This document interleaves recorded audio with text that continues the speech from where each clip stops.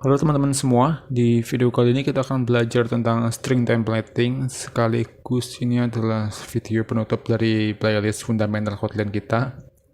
Ya mungkin setelah ini kita akan lanjut ke materi berikutnya atau bab berikutnya, yaitu Kotlin control flow ya, untuk menangani percabangan kayak gitu sama perulangan mungkin. Tapi kita akan bahas tentang string templating. Secara definisi adalah sebuah metode untuk menyisipkan sebuah variabel ke dalam string tanpa concatenation. Jadi simpelnya kan kalau kita mau menyisipkan variabel yang ada nilainya, kita harus menggunakan tanda plus ya, atau namanya itu concatenation. Tetapi kalau di string kita ada yang namanya string templating, jadi variabel bisa masuk ke dalam stringnya langsung menggunakan tanda dolar ya, atau yang ada di huruf 4, di angka 4 maksudnya di keyboard, itu pakainya itu. Terus dituliskan nama variabelnya. Ini ada beberapa yang boleh masuk seperti string dan integer bisa digabungkan ke dalam sini nih. Misalnya ini Semarang ya, variabel text isinya Semarang, variabel tahun isinya 2018. Kalau kita cetak saya kuliah di, variabel teks merujuk ke sini, akan dicetak saya kuliah di Semarang pada tahun, variabel tahun merujuk ke sini. Dicetaknya pada tahun 2018. Isinya 18 ya, isi dari variabelnya. Ya akan dicetak seperti itu. Biasanya kan kita pakainya tanda plus gitu kan ya, saya kuliah di gini terus tambah teks gitu. Nanti petik 2 lagi pada tahun, tutup, tambah lagi. Jadi kalau kita menggunakan string templating harusnya lebih singkat dan mudah dibaca kodenya. Kemudian kita juga bisa menggunakan expression dengan string template. Ini kayak if ya, dengan syarat itu dolar atau kayak gini, terus diapit dengan curly braces ya, atau tanda kurung. Namanya apa ini yang gini? Kurung siku. Bukan. Pokoknya itulah curly braces namanya. Diapit kayak gini, terus kita tuliskan aja di sini if sama else-nya gitu. Misalnya di sini toko ada variabel open isinya 7. Dicetak toko sekarang adalah jika open lebih besar dari 7 maka buka, else-nya tutup. Karena open lebih besar dari 7 maka tutup ya. Harusnya kalau mau tuh dikasih sama dengan gini, jadi nanti buka gitu. Oke, kita langsung ngoding aja ya di IntelliJ IDE nya. Teman-teman buka projectnya, terus kita bikin kelas baru namanya string template gini ya. Bikin variabel function main apa nih, file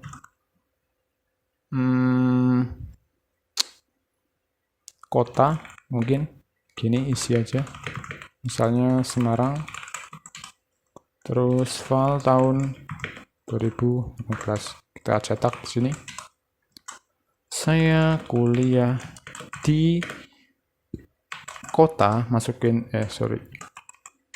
variabelnya, dan pada tahun misalnya masukin tahunnya tahun.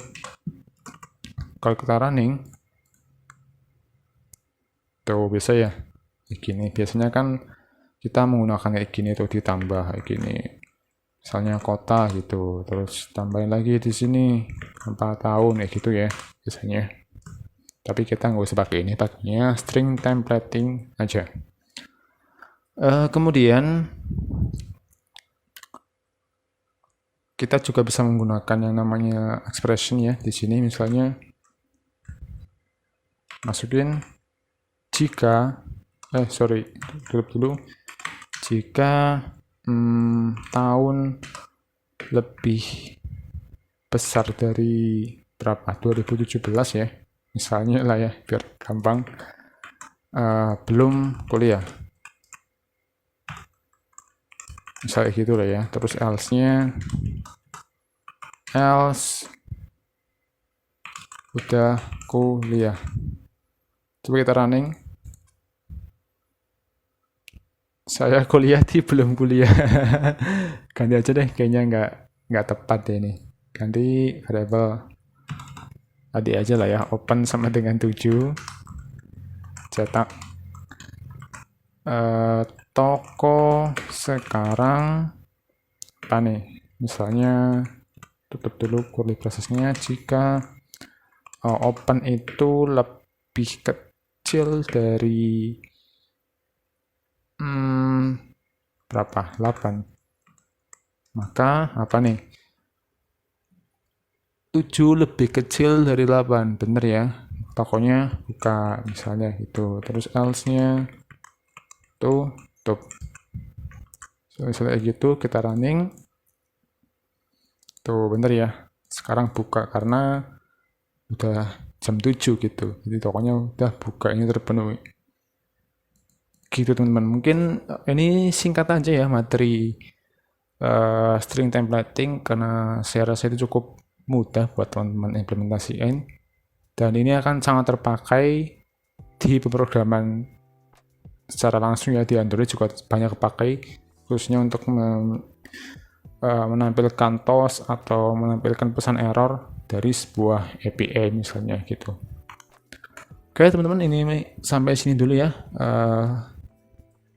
playlist kita, playlist di ngoding Kotlin fundamental. Semoga ada waktu untuk kita belajar bareng di Kotlin materi berikutnya itu Kotlin control flow ya Allah lupa banget. Semoga udah ada materinya, nanti tak bikin dulu, jadi teman-teman bisa lanjutin dari fundamental ke control flow, ke data class, dan terakhir OOP sebelum nanti lanjut ke Android lagi gitu. Oke, sampai sini dulu. Semoga teman-teman betah belajar di playlist ini. Dan sampai jumpa di tutorial berikutnya. Semangat ya belajarnya. Dadah.